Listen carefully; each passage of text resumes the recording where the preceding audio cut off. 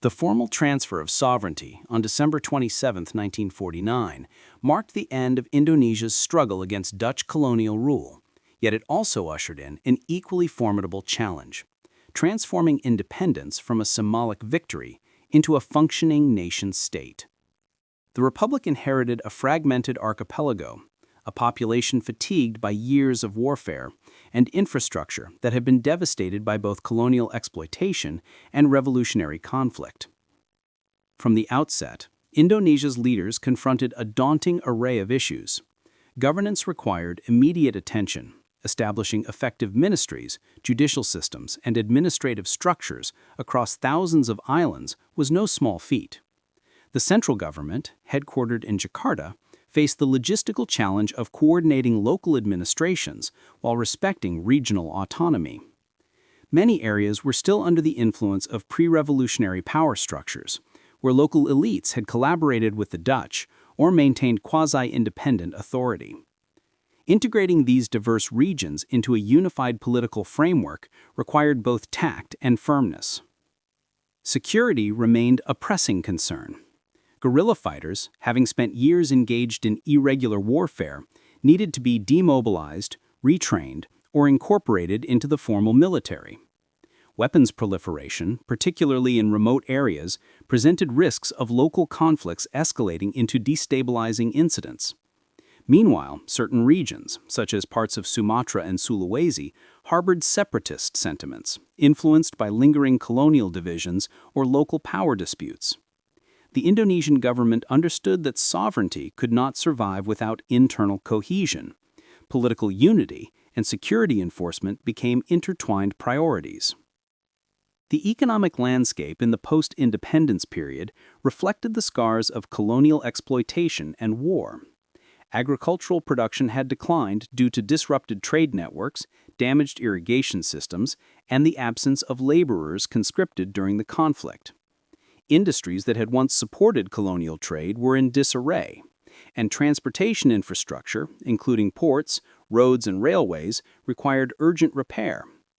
Sukarno and Hatta, along with their economic advisors, prioritized stabilization and reconstruction. They sought to balance immediate humanitarian needs with long-term growth. Food distribution systems were reestablished to prevent famine, and efforts were made to revive export-oriented crops like sugar, rubber, and coffee to generate foreign revenue. At the same time, policies encouraged domestic production to reduce reliance on imports and foster economic self-sufficiency. Rebuilding required cooperation with former colonial powers, which presented a delicate challenge. While sovereignty had been achieved, certain Dutch enterprises retained operational control under transitional agreements, particularly in banking, trade, and resource extraction. Indonesian leaders negotiated carefully to gradually assert national control over these sectors without provoking economic collapse or diplomatic friction. The establishment of the National Planning Board and other governmental institutions signaled a commitment to long-term strategic planning, setting the stage for future industrialization and infrastructure projects. Beyond politics and economics, the social fabric of Indonesia required repair and strengthening. Years of revolution had fractured communities, displaced populations, and created social hierarchies shaped by wartime allegiances. Education, healthcare, and civil society became focal points for national cohesion. The government launched initiatives to expand access to education, recognizing that literacy and civic awareness were crucial for sustaining democracy. Schools reopened, curricula were standardized, and teacher training programs were implemented to equip a new generation with both academic skills and a sense of national identity. Health services, disrupted by years of conflict, were reconstructed with the aim of reducing mortality and improving public welfare, particularly in rural areas most affected by war. Cultural unification played a complementary role. Indonesia's diverse ethnic, linguistic, and religious communities required symbolic and practical mechanisms for integration. National symbols, flags, anthems, and public holidays were promoted to foster unity. Media outlets, including newspapers and radio, emphasized shared history, independence narratives, and civic responsibility. Artistic expressions, from theater to poetry, celebrated the revolution while promoting values of tolerance, cooperation, and collective identity. These cultural policies were essential in shaping a cohesive national consciousness across a geographically dispersed archipelago.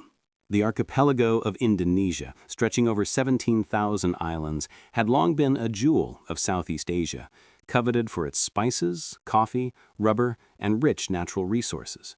For over 3 centuries, the Dutch East Indies maintained firm control over the region, exploiting local populations through harsh labor systems, monopolies on trade, and a rigid social hierarchy that kept indigenous elites subordinate.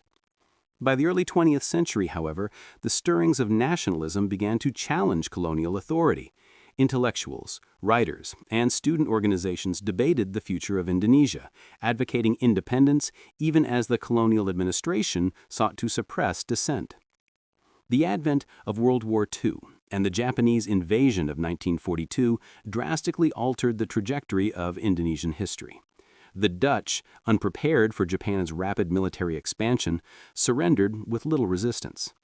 Japanese occupation replaced one colonial power with another, yet the dynamics were distinct.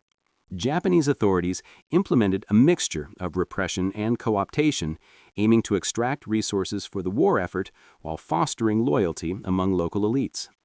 The occupation brought immense suffering. Millions of Indonesians were conscripted for forced labor, or romusha, sent to work in mines, railroads, and plantations in Indonesia, and even as far as Burma and Thailand. Disease, malnutrition, and abuse decimated the workforce, leaving families devastated and communities fractured. Daily life under Japanese rule was a mixture of fear, adaptation, and subtle resistance.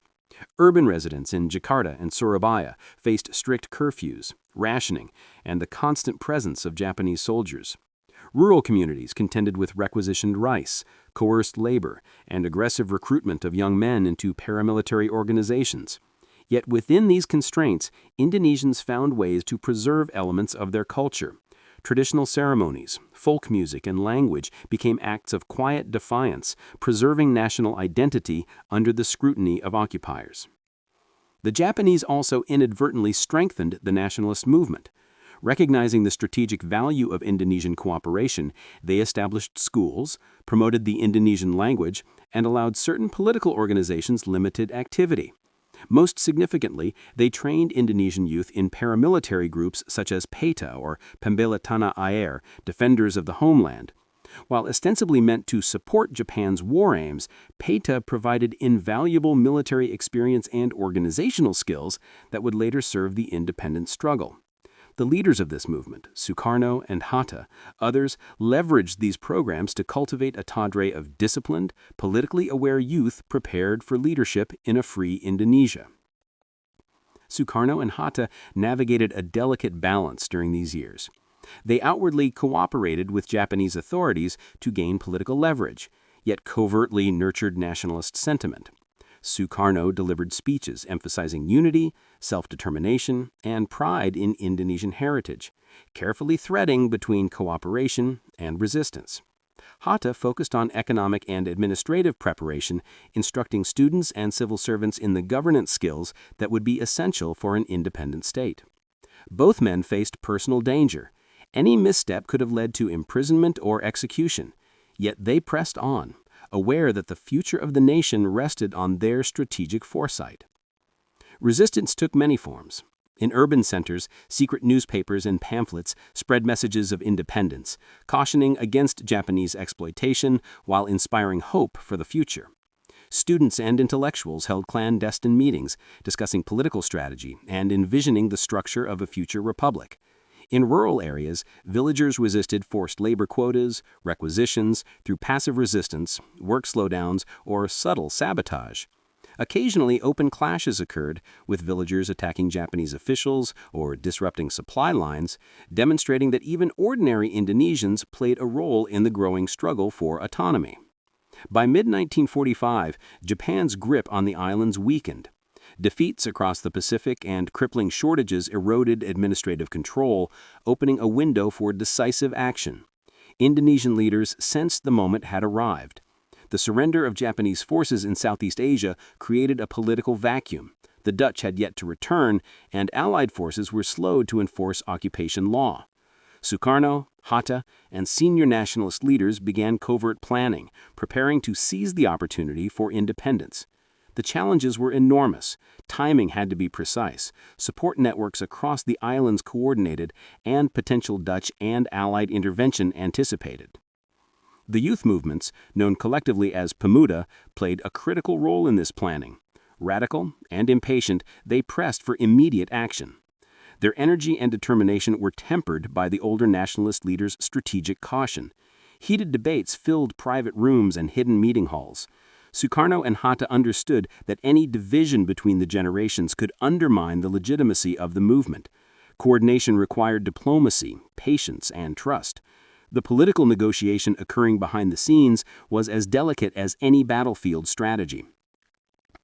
Even as planning continued, the daily realities of occupation persisted. Families struggled to survive, feeding themselves and maintaining morale under rationing and surveillance. Markets were irregular, schools were disrupted, and disease remained a constant threat. Yet hope persisted, often through acts of small heroism. Villagers smuggled food to those conscripted as Ramusha, urban residents hid nationalist literature from Japanese censors, and ordinary citizens contributed time, energy, and intelligence to the cause of independence. These collective efforts created a foundation of resilience that would prove crucial in the days to come. The final days of Japanese occupation were tense and uncertain. On August 15, 1945, Japan surrendered unconditionally, ending World War II. Across the archipelago, Indonesians recognized that a unique historical opportunity had arrived. The Dutch, weakened and disorganized, had not yet returned to reassert authority, leaving the islands in a precarious power vacuum. The proclamation of independence was no longer just an aspiration, it was a necessity to preempt recolonization. On August 16th, Sukarno and Hatta met with senior nationalist figures and the Pemuda to finalize their plans. Intense debates erupted over timing, phrasing, and public presentation. The youth, impatient and radical, advocated for immediate action, while elder leaders worried about the potential consequences of moving too swiftly. Ultimately, Sukarno and Hatta emphasized unity, stressing that a coordinated proclamation would ensure both legitimacy and national cohesion. They drafted the text of the proclamation, carefully balancing brevity, clarity, and moral authority. The following day, August 17, 1945, Sukarno read the proclamation aloud at his residence in Jakarta. The words resonated across the nation. Indonesia would no longer be subject to colonial rule. Citizens cheered spontaneously, waving the red and white flag and singing patriotic songs that had long circulated in secret. Militia groups and volunteers mobilized to maintain public order and defend key sites against potential Dutch or Japanese interference. In this historic moment, the abstract ideals of nationalism became a tangible reality. Reaction across the archipelago was immediate and fervent. In urban centers, crowds surged into the streets, celebrating their newfound sovereignty. News of the proclamation spread quickly, often via word of mouth, bicycles, and clandestine radio broadcasts. In Surabaya, youth groups organized armed units to defend neighborhoods. In Sumatra and Kalimantan, village councils coordinated governance and defense. The proclamation inspired ordinary citizens to participate actively in nation building, demonstrating that independence did not depend only on political leaders, but also on the collective will of the people.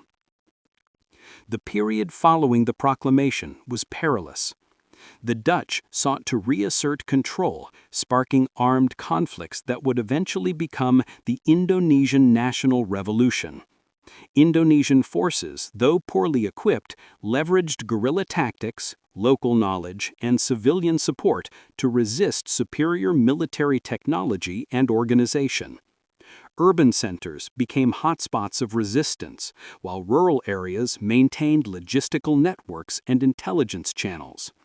Despite limited resources, the determination of Indonesians, fueled by decades of oppression and the experience of occupation, became the backbone of the independence struggle. Sukarno and Hatta's leadership during this critical period reflected both strategic insight and moral courage. They balanced the need for immediate action with long-term vision, ensuring that independence was both proclaimed and defended.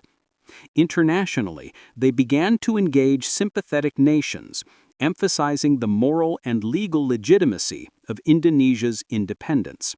Letters, delegations, and diplomatic outreach created awareness abroad, setting the stage for eventual recognition. The proclamation of August 17, 1945, was more than a political declaration. It was a social and cultural milestone. Communities across the islands rallied behind the idea of a unified nation, reinforcing shared identity, language, and heritage. Traditional rituals and symbols were revived, not merely as cultural expressions, but as acts of political assertion. In neighborhoods, schools, and workplaces, discussions of governance, justice, and national priorities flourished, reflecting an engaged citizenry ready to claim responsibility for the future of Indonesia. By the end of 1945, Indonesia had transformed from a colony under foreign occupation into a nation in the making. The proclamation, bolstered by grassroots mobilization, youth activism, and strategic leadership, laid the foundation for a protracted struggle that would continue until 1949. The events of these months demonstrated the power of collective action, the importance of careful leadership, and the resilience of a people determined to shape their own destiny. Indonesia had taken its first bold step toward freedom, and the world was beginning to witness the emergence of a new sovereign nation. The proclamation of independence on August 17, 1945, had ignited the Indonesian imagination, yet it also marked the beginning of a monumental struggle. While Indonesians celebrated sovereignty, the returning Dutch sought to reclaim their former colony. Within weeks, Allied forces, including British troops tasked with disarming Japanese units, began arriving in key ports such as Surabaya, Semarang, and Jakarta. Their presence was ostensibly to maintain order and repatriate Japanese soldiers, but in practice it quickly became a catalyst for conflict. The Dutch, intent on re-establishing the Netherlands Indies, viewed the fledgling republic as a rebellious enclave. They relied on European-trained forces, armored vehicles, and logistical superiority to assert control. Indonesian militias, by contrast, were poorly armed, often relying on rifles, shotguns, and even bamboo spears. Yet these disadvantages did not deter the resolute nationalists. Across Java, Sumatra, Sulawesi, and other islands, guerrilla warfare emerged as the primary form of resistance. Small, mobile units harassed Dutch patrols, sabotaged infrastructure, and struck swiftly before vanishing into forests, mountains, and villages. Surabaya became the focal point of early armed confrontations. On October 27, 1945, clashes between Indonesian fighters, British forces, and Dutch troops escalated into full-scale urban combat. The city's narrow streets and dense neighborhoods turned into battlegrounds. Civilians, often caught between militias and occupying troops, displayed extraordinary resilience. Families evacuated homes, barricaded streets, and supplied local fighters with food, intelligence, and safe houses. Entire communities became part of the struggle, demonstrating that independence was not only a political aspiration, but a collective endeavor. These early confrontations underscored the courage and strategic ingenuity of Indonesian forces. Leaders such as Sudirman, Gatot Subroto, and Mustopo organized guerrilla units, training volunteers in hit-and-run tactics and covert communication. Indonesian forces leveraged intimate knowledge of terrain to offset the technological advantage of Dutch units. Forests, rivers, and volcanic highlands became natural fortresses, allowing nationalists to regroup after skirmishes and maintain pressure on returning colonial authorities. Meanwhile, in urban areas, the situation was equally precarious.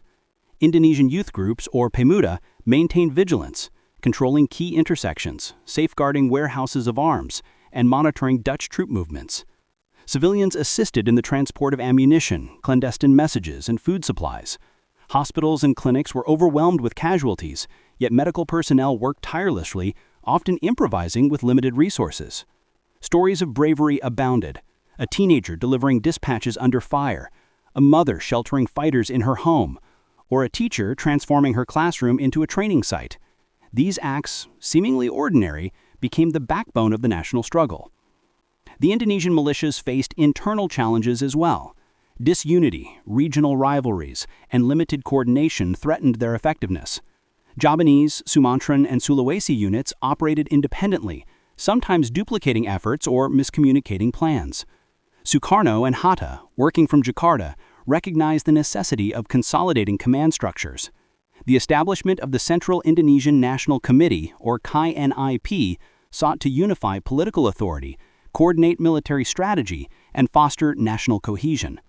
While challenges persisted, the early months of armed resistance demonstrated that Indonesians could match determination and ingenuity against a more technologically advanced adversary. Beyond the battlefield, Indonesian leaders pursued political consolidation. They understood that armed struggle alone would not secure independence. Legitimacy in the eyes of the world was equally essential. Sukarno, Hatta, and other key figures worked tirelessly to establish a functioning government. Ministries were formed, local administrations reorganized, and civil services reactivated. Policies focused on maintaining public order, distributing scarce resources, and preserving law and justice in regions liberated from Dutch or Japanese oversight. The KNIP became central to these efforts, functioning as a legislative body while the executive consolidated authority under Sukarno and Hatta. Debates within the committee reflected the tension between pragmatism and ideology. Radicals demanded immediate social reforms and equitable land redistribution, while moderates advocated for stability and incremental progress.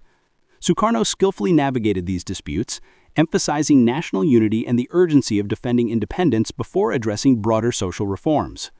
Simultaneously, Indonesian leaders recognized the importance of international diplomacy. Letters and delegations were dispatched to neighboring countries, sympathetic governments, and emerging post-war powers.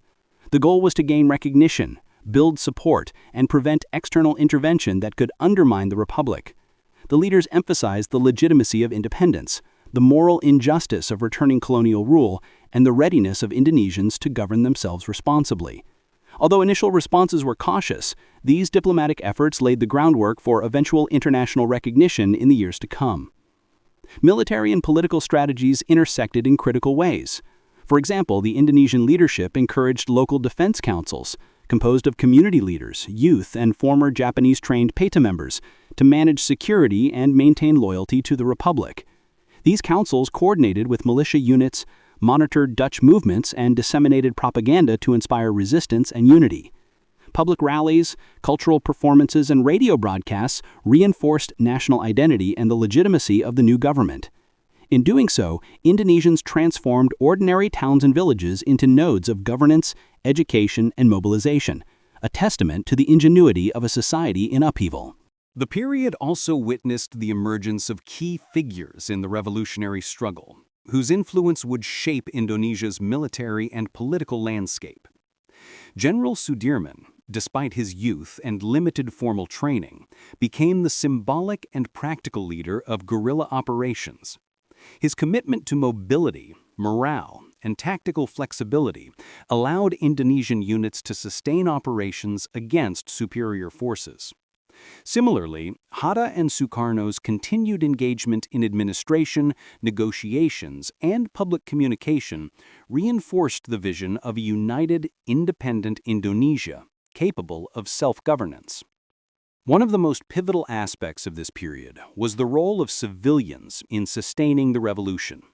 Farmers supplied food to fighters, merchants smuggled weapons, and teachers spread nationalist ideas in schools. Women played a particularly critical role, often organizing logistical support, running communication networks, and caring for the wounded. These contributions challenged conventional military hierarchies, demonstrating that national struggle transcended the battlefield and included the totality of society. By late 1946, Indonesian resistance had evolved from spontaneous, localized skirmishes into a coordinated national campaign. Guerrilla tactics, coupled with political consolidation, created a formidable defense against Dutch reconquest efforts. Yet the Republic remained vulnerable.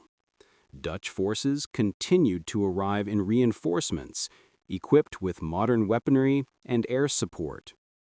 The conflict, though largely asymmetrical, was intensifying.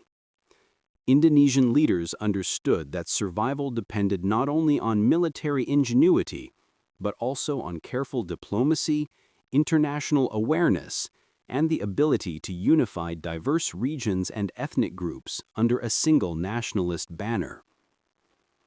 Throughout these months, ordinary Indonesians lived under extraordinary circumstances. Life persisted amid uncertainty and danger. Markets operated with caution, schools adapted curricula to wartime realities, and villages developed rudimentary defense networks. Despite these hardships, a sense of shared purpose permeated society. Music, theater, and oral storytelling became vehicles for morale and propaganda, highlighting victories, honoring sacrifices, and inspiring further resistance. Every song, play, and story reinforced the narrative of an Indonesian people determined to reclaim sovereignty from centuries of foreign domination. Beyond military and political struggles, the period of 1945 to 1946 emphasized the importance of cultural resilience. Japanese occupation had attempted to co-opt cultural identity for propaganda purposes, yet Indonesians turned these efforts into tools for nationalist education. Local languages flourished in newspapers, plays, and community gatherings. Historical narratives were revised to emphasize heroism, resistance, and the legitimacy of self-rule. Religious institutions also played a critical role, providing moral guidance, supporting charitable efforts, and fostering unity among diverse communities. The post-proclamation period thus represented a dual struggle, fighting against returning colonial powers and asserting the cultural and political identity of the nation.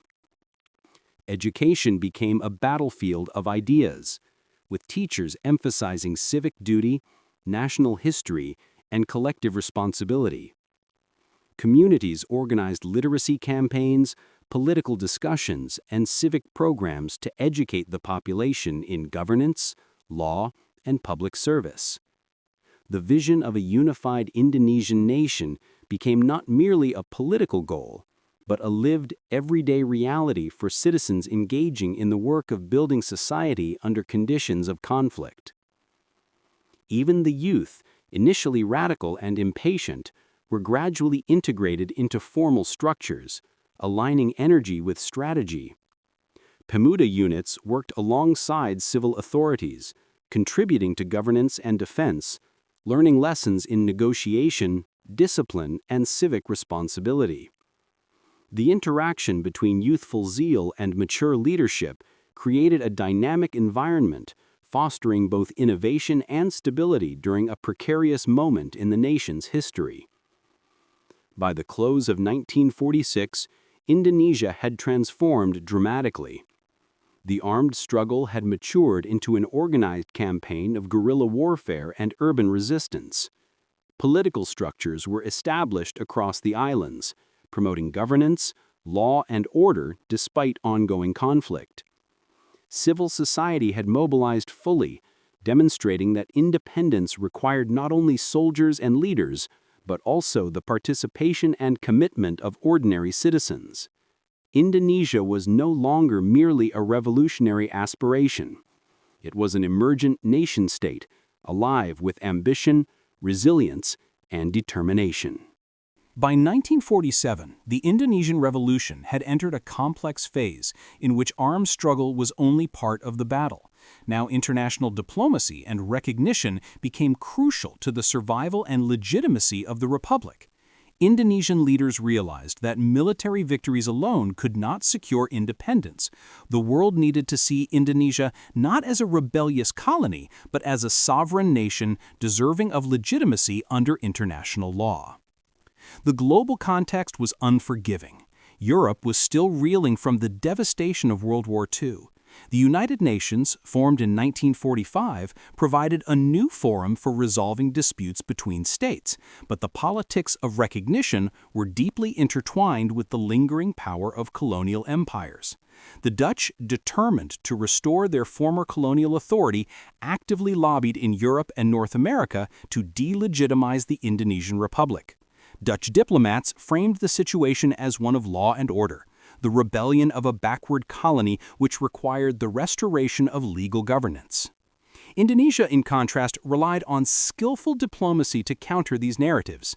President Sukarno, Vice President Hatta, and Foreign Minister Agus Salim became key architects of international strategy. Letters, delegations, and appeals to sympathetic nations were carefully crafted to demonstrate the moral and legal right to independence. Indonesians emphasized centuries of oppression, the brief experience of Japanese occupation, and the moral imperative of self-determination in the post-war world. The United Nations became a primary arena for contestation. In 1947, the Dutch presented the Indonesian case to the UN Security Council, portraying themselves as peacekeepers in a chaotic post-war environment. In response, the Indonesian government sent a delegation led by Sukarno's foreign policy team, highlighting the republic's claim to independence and the widespread popular support it commanded. These diplomatic exchanges were tense, strategic, and unprecedented for a newly independent state facing a resurgent colonial power. The Indonesian delegation faced enormous challenges. Many of the world's powers were hesitant to confront the Dutch directly. Britain, while sympathetic to decolonization, feared destabilizing European reconstruction. The United States, balancing Cold War considerations with its anti-colonial rhetoric, pushed for negotiation rather than confrontation. Indonesian leaders had to carefully navigate these dynamics, presenting their case convincingly while avoiding alienation of key potential allies. Despite diplomatic efforts, the Dutch did not cease military operations. In July 1947, the Netherlands launched Operation Product, a large-scale offensive targeting key economic areas in Java and Sumatra. The military campaign aimed to seize control of plantations, industrial centers, and strategic towns. Dutch forces, armed with mechanized units, artillery, and air support, advanced rapidly, yet they encountered fierce resistance from Indonesian militias. Guerrilla fighters employed hit-and-run tactics, sabotaging supply lines and using intelligence networks to anticipate Dutch movements. The military campaign created a paradox. Indonesia needed international sympathy to gain recognition, yet Dutch offensives could simultaneously portray Indonesians as violent insurgents. The Republic responded with a dual strategy. Diplomatically, Indonesian representatives continued to plead for support, emphasizing the disproportionate use of force by a returning colonial power. Militarily, guerrilla tactics were designed to resist occupation while minimizing civilian casualties and avoiding the appearance of lawlessness. This delicate balancing act required extraordinary discipline, foresight, and coordination across dispersed regions. Public opinion abroad played a decisive role. Newspapers in the United States, Britain, and Australia carried reports of Dutch aggression and Indonesian resistance. Images of destroyed villages, displaced civilians, and heroic fighters resonated with the post-war global conscience. Indonesian diplomats skillfully leveraged these accounts, sending photographs, eyewitness reports, and testimonies to international forums. This emerging media campaign helped reshape perceptions, portraying the revolution not as an insurrection, but as a legitimate struggle for self-determination. Simultaneously, Indonesia cultivated regional alliances. Leaders reached out to neighboring Asian nations, including India, Burma, and the Philippines, emphasizing shared experiences of colonial subjugation and the moral imperative of supporting independence movements. These diplomatic connections, though informal, were critical in creating a network of moral and political support that reinforced the Republic's position in international negotiations. While international recognition was sought, Indonesian leaders were acutely aware that internal cohesion was essential. Regional rivalries, ethnic diversity, and political differences threatened to fracture the young nation. Java, Sumatra, Sulawesi, and other islands each had distinct political and cultural dynamics, and militia commanders often acted autonomously. Sukarno and Hatta worked tirelessly to centralize authority through the Republican government, creating mechanisms for coordinated decision-making, taxation, and public services. The Republican Constitution, adopted after independence, provided the legal framework for governance, but implementation remained challenging. Local councils were empowered to maintain order and support the war effort, yet tensions arose between central authority and regional autonomy. Leaders understood that international recognition would depend not only on resistance to the Dutch, but also on the ability to govern effectively. Every province that successfully maintained civil order, coordinated defense, and collected revenue strengthened Indonesia's legitimacy in the eyes of the world. Propaganda and cultural diplomacy were also critical tools. Indonesian newspapers, radio broadcasts, and pamphlets emphasized unity, nationalism, and the justice of the struggle. Schools integrated lessons on civic duty and national history, instilling a sense of pride and responsibility in the next generation. Artists, writers, and intellectuals contributed by documenting the revolution through poetry, essays, and visual arts, creating a narrative of collective heroism. These efforts ensured that the revolution was not solely military or diplomatic, but also profoundly cultural, embedding the struggle for independence within the consciousness of the population. The combination of guerrilla resistance, internal consolidation, and international lobbying led to the first tentative diplomatic breakthroughs. In January 1948, the United Nations Security Council called for a ceasefire and the establishment of a Good Offices Committee to mediate disputes between the Dutch and the Republic. This marked a crucial turning point. Indonesia had successfully elevated its struggle from a domestic conflict to an international issue requiring legal and diplomatic resolution. Negotiations were arduous and protracted. The Dutch insisted on maintaining sovereignty claims over economically strategic regions, while Indonesians demanded full recognition of the Republic and cessation of hostilities. Mediators worked tirelessly to reconcile these opposing positions. Indonesian diplomats had to navigate complex international law, balance military imperatives, and maintain the support of their population, who viewed any compromise as a test of leadership and national resolve. While these negotiations unfolded, Indonesian militias continued to defend territory, prevent Dutch incursions, and demonstrate the Republic's capacity for governance. Urban centers were fortified, supply lines protected, and intelligence networks expanded. By demonstrating both the ability to resist militarily and the willingness to negotiate diplomatically, the Republic strengthened its international standing. Indonesia's diplomatic strategy extended beyond the UN. The Republic leveraged non-aligned Asian nations and sympathetic European intellectuals to apply moral pressure on the Dutch. India, under Prime Minister Jawaharlal Nehru, played a particularly active role, advocating for Indonesian independence in international forums and providing logistical support. The global perception of the revolution shifted. Indonesia was no longer merely a colony in revolt, but a legitimate, organized, and morally justified nation asserting its right to sovereignty. Media coverage amplified these perceptions. Newspapers in Europe and North America highlighted Dutch military excesses, the resilience of Indonesian militias, and the human cost of prolonged conflict.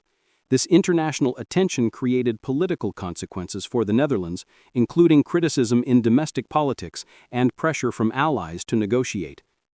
Indonesian diplomats skillfully used this momentum to argue that recognition of independence was not only just but also strategically necessary to stabilize the region and prevent further conflict. By the end of 1948, the Indonesian Republic had demonstrated that independence required a combination of military resilience, political consolidation, and skillful diplomacy. Guerrilla warfare had secured territory and delayed Dutch control. Internally, the Republic had created governance structures, maintained civil order, and inspired national unity. On the international stage, Indonesia had captured the attention of the UN, cultivated regional alliances, and shifted global opinion in favor of self-determination. This period highlighted a critical lesson. Legitimacy and recognition in the modern world depended on both force and diplomacy. A purely military approach would not suffice. Conversely, diplomatic skill without credible resistance could fail against a determined colonial power. Indonesia's early revolution illustrated the interconnected nature of local struggle and international politics, a dynamic that would shape the nation's path to full sovereignty. The stage was now set for the next phase of the revolution, intensified armed struggle and negotiated settlements, where the Republic would continue to balance military operations with diplomatic engagement, proving that independence was not merely an aspiration, but an achievable, sustainable reality. By late 1948, the fragile balance between diplomacy and armed struggle in Indonesia had been shattered. The Dutch, dissatisfied with the pace of negotiations and determined to reassert their colonial control, launched Operation Cry, the second so-called police action. This military offensive was far larger, better coordinated, and more violent than previous confrontations. Dutch forces, well equipped with mechanized infantry, artillery, and air support, targeted Jakarta, the temporary capital of the Republic, as well as key regions across Java and Sumatra. The offensive was swift and devastating. Cities were bombed, roads and railways disrupted, and communication lines severed. Dutch forces were forced to retreat, dispersing into rural areas and the jungles of Java to wage guerrilla warfare. The Dutch anticipated a quick victory, intending to decapitate the Republic by capturing its political and military leaders. Yet the Indonesians had learned from prior engagements. They relied on mobility, intimate knowledge of the terrain, and local support to avoid total annihilation. President Sukarno and Vice President Hatta were captured during the assault on Jakarta, a development that shocked both the Indonesian population and international observers. Yet the leadership's physical removal did not end the revolution. Other regional commanders and militia leaders took responsibility for coordinating resistance, ensuring that the fight continued even without central leadership. This decentralized command structure became a critical feature of the Indonesian struggle, demonstrating resilience in the face of overwhelming odds. International reactions were immediate. The Dutch claimed legality, presenting their actions as a necessary response to rebellion, emphasizing law and order. Yet images of bombed cities, displaced civilians, and violent suppression began to circulate globally. The brutality of the operation, combined with the Republic's demonstrated organizational coherence and popular support, drew sharp criticism from emerging powers and neutral observers alike. The second Dutch offensive galvanized international attention, particularly within the newly established United Nations. The UN Security Council convened emergency sessions to address the escalating conflict. Delegates from India, Australia, and other nations condemned Dutch aggression and demanded immediate cessation of hostilities. Indonesian diplomats, though their leaders were imprisoned, continued to communicate through intermediaries, emphasizing that sovereignty, popular mandate, and the right to self-determination justified their continued struggle. The UN's intervention took multiple forms. First, a ceasefire resolution was proposed, calling for the withdrawal of Dutch forces and the release of captured Indonesian leaders. Second, a Good Offices Committee was reinforced, tasked with mediating between the conflicting parties. Third, the Security Council authorized periodic monitoring of the situation, requesting reports on civilian conditions, territorial control, and compliance with ceasefire agreements. This formal international scrutiny placed significant political pressure on the Netherlands, which had expected limited consequences for its military campaigns. Despite UN resolutions, Dutch forces initially resisted withdrawal. The colonial government argued that the Republic had failed to comply with previous agreements, framing their continued military operations as legitimate law enforcement. However, the combination of global condemnation, economic considerations, and domestic political concerns gradually eroded Dutch confidence. European allies, particularly the United Kingdom, were wary of destabilizing trade and political relations by supporting overt colonial aggression in a post-war context.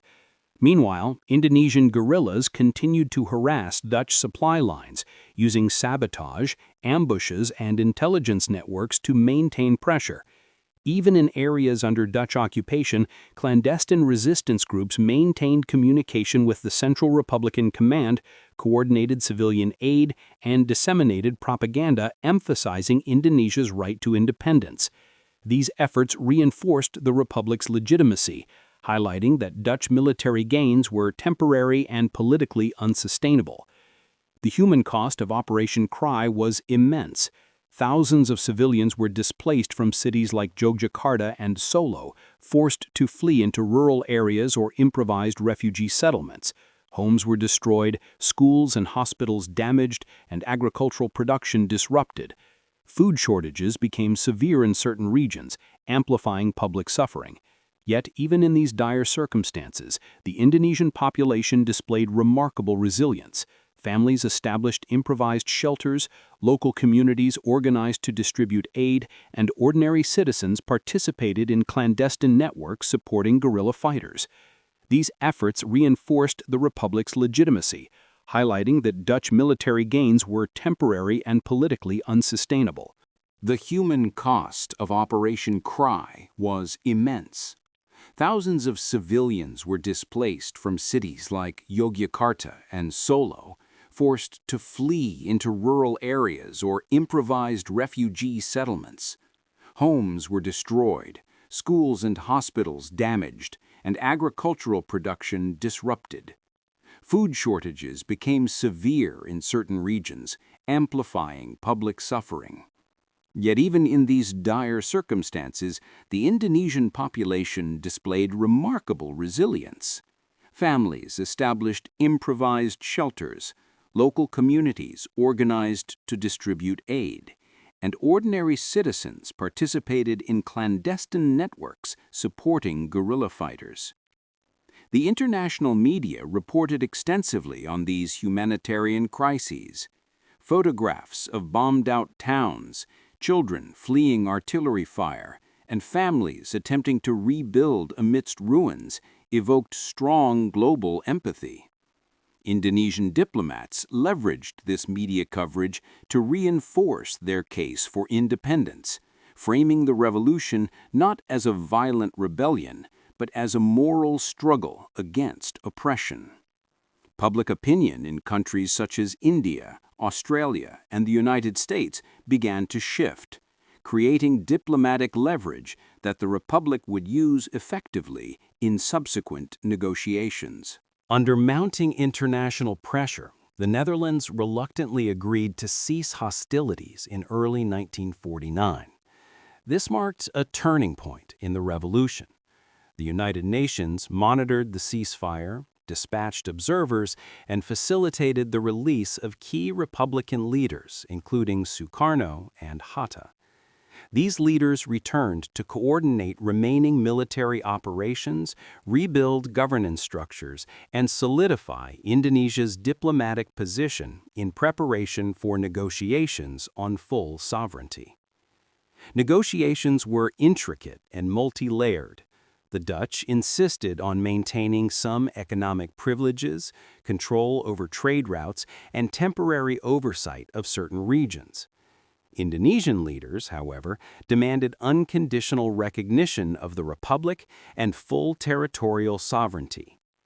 Mediators played a critical role in reconciling these positions, emphasizing phased withdrawal, mutual guarantees, and legal frameworks for post-conflict governance. The ceasefire also demonstrated the effectiveness of combined military and diplomatic strategies.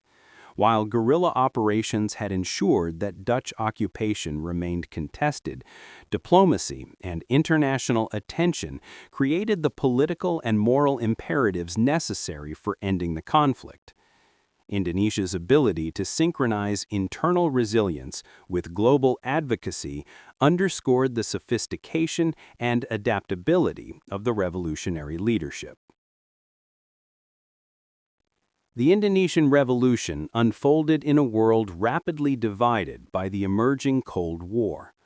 The United States and the Soviet Union, while primarily focused on Europe and Asia, observed Indonesia with keen interest. For the U.S., supporting decolonization in principle aligned with anti-colonial rhetoric. Yet American policymakers were wary of Indonesia aligning with communist influence in Southeast Asia. The Soviet Union, in contrast, expressed moral and political support for anti-colonial movements, highlighting Indonesia as an example of successful resistance against Western imperialism. These dynamics added layers of complexity to the negotiations. Indonesian leaders, fully aware of global ideological tensions, skillfully navigated the Cold War context, emphasizing sovereignty, neutrality, and the moral legitimacy of independence. By avoiding alignment with either superpower while seeking maximum diplomatic support, Indonesia positioned itself as a credible, independent nation deserving of recognition. By late 1949, the cumulative effects of guerrilla resistance, civilian resilience, and international diplomatic pressure culminated in a breakthrough. The Dutch, facing political, economic, and moral constraints, agreed to transfer sovereignty to the Republic of Indonesia. The United Nations facilitated this process, ensuring legal frameworks, observer verification, and phased transfer of administrative authority. This chapter of the revolution highlighted critical lessons in international relations. Military strength alone could not secure lasting independence. Legitimacy, diplomacy, and global perception were equally decisive. Indonesia demonstrated that a newly formed state could influence global opinion, leverage international institutions, and synchronize internal and external strategies to achieve sovereignty. The Dutch military aggressions, though temporarily destructive, inadvertently strengthened Indonesia's international legitimacy. By responding with disciplined resistance and effective diplomacy, the Republic proved its capacity to govern, mobilize popular support, and negotiate within complex global frameworks. This phase cemented the Indonesian Revolution as both a national and international struggle, illustrating the profound interplay between armed resistance, political legitimacy, and global recognition. By late 1949, after 4 tumultuous years of revolution, Indonesia stood on the cusp of formal independence.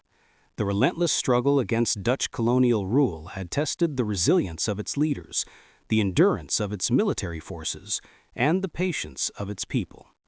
Yet even as the world prepared to witness the official transfer of sovereignty, the Republic faced immense challenges. The military campaigns had left vast regions in disarray, infrastructure destroyed, and social cohesion disrupted. Cities and towns bore the scars of occupation, air raids, and guerrilla warfare. Political organization, though advanced compared to other post-colonial contexts, remained fragile. Sukarno and Hatta, the nation's symbolic and executive leaders, were tasked with unifying a vast archipelago of thousands of islands, hundreds of ethnic groups, and diverse religious communities under a single national identity. The enormity of the task was clear. Independence was not merely a declaration, it was the beginning of a complex state-building process. Amid this uncertainty, Indonesian leaders worked tirelessly to consolidate governance structures. Local administrators who had collaborated with Dutch authorities were either replaced or integrated into the republic's system, depending on their loyalty and capability.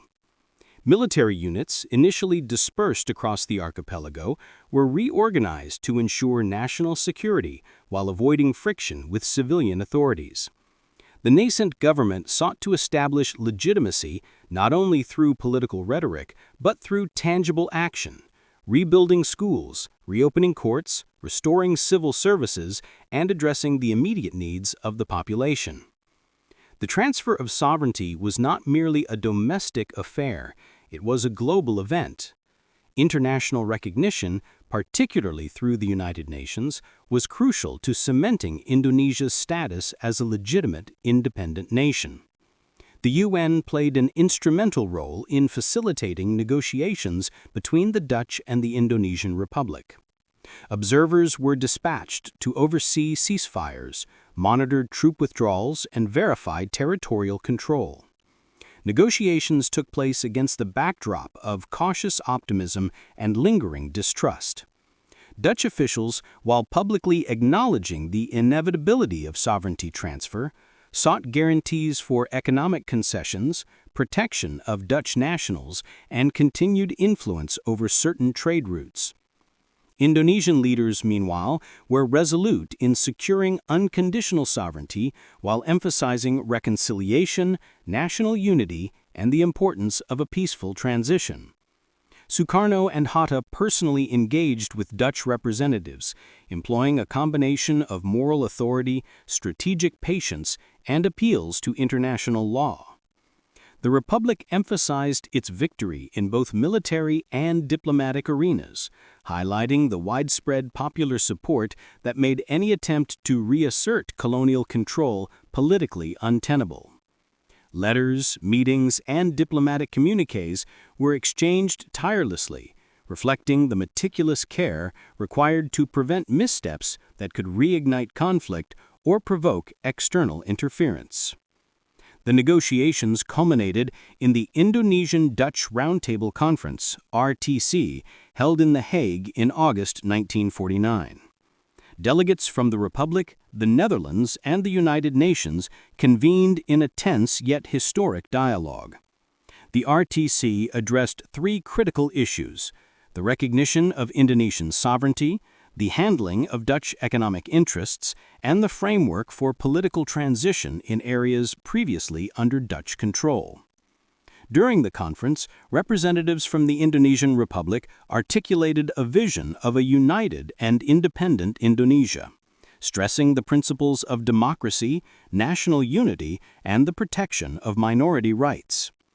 Dutch representatives, while acknowledging the Republic's legitimacy, pressed for phased economic arrangements and assurances for Dutch investments. UN mediators facilitated compromises, ensuring that agreements were binding, verifiable, and structured to prevent post-transition conflicts.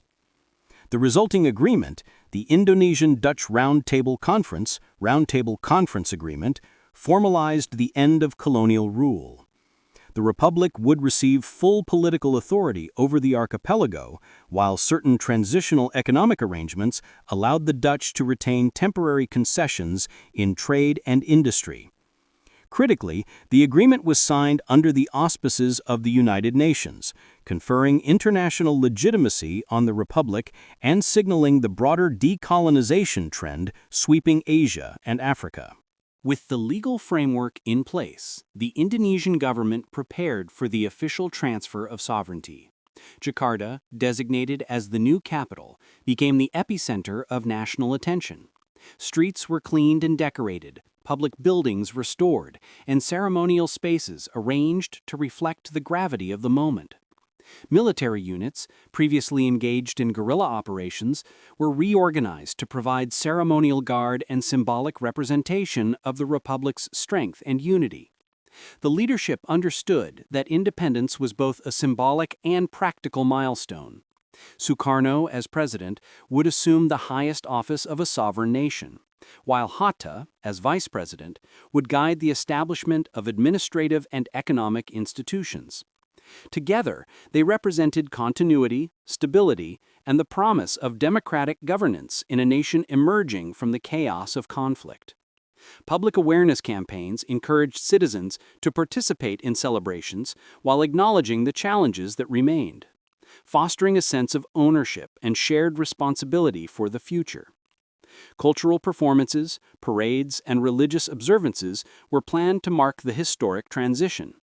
Artists, poets, and musicians contributed works reflecting national identity, anti-colonial struggle, and the vision of a united archipelago. Newspapers, radio broadcasts, and emerging film footage ensured that the event reached every corner of the country, reinforcing the collective experience of liberation. On December 27, 1949, the culmination of years of struggle, negotiation, and sacrifice was realized. Dutch officials formally handed over authority to the Republic of Indonesia in a carefully orchestrated ceremony in Jakarta. Sukarno and Hatta accepted the symbolic instruments of sovereignty, the flags, seals, and legal documents, marking Indonesia as an independent nation. The ceremony was meticulously documented, both for historical records and to communicate legitimacy to the international community. Journalists, UN observers, and diplomats from across the globe attended, bearing witness to a peaceful yet profoundly meaningful transfer of power. Speeches emphasized the triumph of the Indonesian people, the importance of international law, and the necessity of reconciliation between former adversaries. Civilians lined the streets, waving flags, singing patriotic songs, and celebrating the end of colonial rule. The emotional intensity was palpable. Tears, laughter, and chants of "Merdeka," freedom, resonated across Jakarta.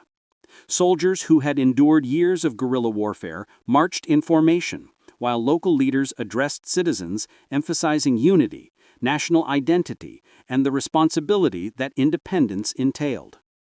Formal independence did not signal the end of challenges. Indonesia faced immense hurdles in establishing a functioning state.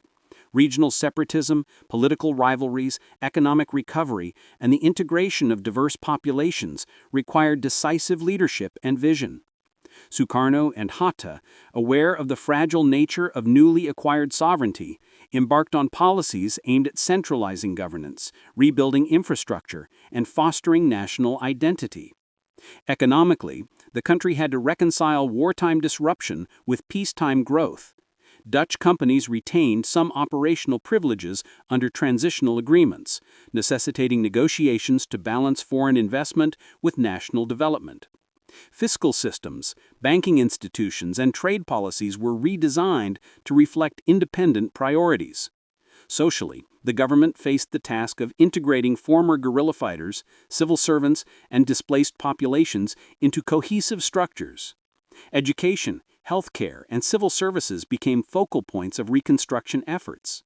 Additionally, Indonesia had to assert itself on the international stage, joining the United Nations as a recognized sovereign state and engaging with other nations to secure diplomatic, economic, and security partnerships. The psychological impact of independence was profound. Citizens, having endured years of occupation, warfare, and uncertainty, now faced the responsibility of building a nation from the ruins of colonial rule. National pride surged, but so did the realization that sovereignty was both a right and a duty, demanding participation, vigilance, and commitment from every citizen. The birth of Indonesia marked the culmination of a revolution that blended military struggle, diplomacy, and popular resistance. It underscored the importance of resilience, strategic negotiation, and international engagement in achieving independence. The Republic's leaders had navigated an extraordinary path, transforming decades of colonial subjugation into a functioning, internationally recognized state. Politically, Indonesia faced the complex task of consolidating authority while maintaining democratic principles. Sukarno, as president, and Hatta, as vice president, navigated between competing factions, including former guerrilla leaders, regional elites, and political parties with divergent ideologies. The establishment of a functioning parliament was crucial for legitimizing governance and ensuring representation, but political rivalries often threatened stability. Key challenges included reconciling regional aspirations with central authority, integrating former colonial bureaucrats into the new administration, and managing ideological divisions between nationalist, communist, and Islamic groups. Sukarno and Hatta frequently mediated disputes, emphasizing compromise and consensus building to prevent fragmentation. National elections were planned to institutionalize democratic governance, although logistical difficulties, low literacy, and regional disparities complicated implementation. Externally, Indonesia sought to assert itself diplomatically, joining the United Nations and establishing relations with neighboring Asian states. These diplomatic efforts reflected both a desire for recognition and a strategic necessity. The young republic needed to demonstrate stability and sovereignty to attract foreign investment, secure aid, and participate in international forums. By projecting competence and unity, Indonesia aimed to reinforce its position in the global community, particularly amid Cold War dynamics where newly independent nations were courted by competing superpowers. The Indonesian Revolution left a profound legacy, shaping national identity and the values of the emerging republic.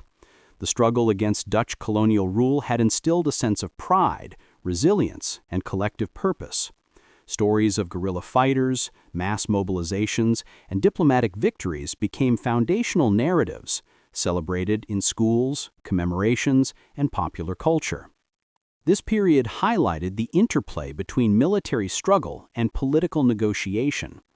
Independence was not achieved solely through armed resistance, but through a combination of diplomacy, international advocacy, and strategic compromise. Leaders learned that legitimacy depended as much on moral authority and popular support as on battlefield success. Civic participation emerged as a central tenet of the new nation. Citizens were encouraged to engage in local governance, participate in elections, and contribute to reconstruction efforts. National discourse emphasized the importance of unity in diversity, reflecting Indonesia's complex ethnic, linguistic, and religious composition. These principles became embedded in foundational documents and policies, guiding the republic in subsequent decades. Indonesia's emergence as an independent nation coincided with the early Cold War, creating additional complexities. Both the United States and the Soviet Union monitored the republic's trajectory, seeking to expand influence in Asia. Indonesian leaders, aware of external pressures, pursued a non-aligned approach, seeking to maintain sovereignty while avoiding entanglement in superpower conflicts. This strategy, later formalized in the non-aligned movement, reflected a careful balancing act. Indonesia needed economic aid, international recognition, and security guarantees, yet it also sought to define its foreign policy independently. Domestically, Cold War pressures influenced political debates, particularly concerning economic policy, military organization, and ideological orientation.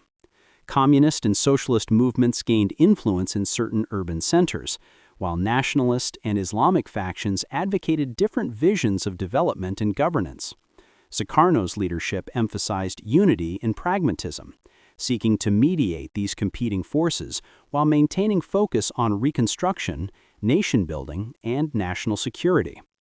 Indonesia's post-revolution trajectory set a precedent for other newly independent nations. The ability to navigate internal divisions, assert sovereignty, and engage in international diplomacy without succumbing to external domination became a model in the decolonizing world. Lessons from the Indonesian Revolution informed strategies in neighboring Southeast Asian nations and resonated across Africa and Asia, where colonial powers were still retreating. By the mid-1950s, the Republic of Indonesia had transformed from a revolutionary movement into a functioning, if still fragile, nation-state.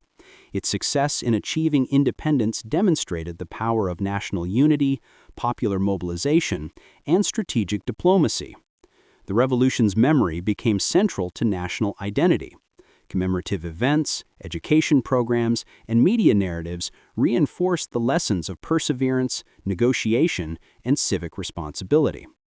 Yet the path forward remained complex. Socioeconomic disparities, regional tensions, and ideological divides required ongoing attention. The new government's ability to integrate former colonial institutions, manage diverse communities, and project stability internationally was critical for long-term survival. Leaders recognized that independence was only the first step. Nation-building, consolidation, and responsible governance were the ongoing work of a sovereign state. Ultimately, the Indonesian Revolution was more than a historical episode of anti-colonial struggle. It was a comprehensive process that combined military action, diplomacy, social mobilization, and nation-building. Its legacy shaped political, social, and cultural structures for generations, influencing Indonesia's trajectory through the Cold War and into the modern era. The triumph of 1949 became both a symbol and a practical foundation for a nation that had earned its place on the global stage through courage, strategy, and unwavering determination.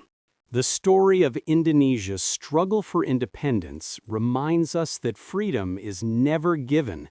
It is earned through courage, resilience, and unity. Dive deeper into history, learn from the past, and witness how ordinary people shaped extraordinary change.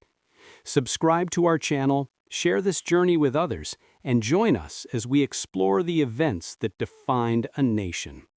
History is not just in books, it lives in every choice we make today. Stay curious, stay inspired, and never stop exploring the stories that shape our world.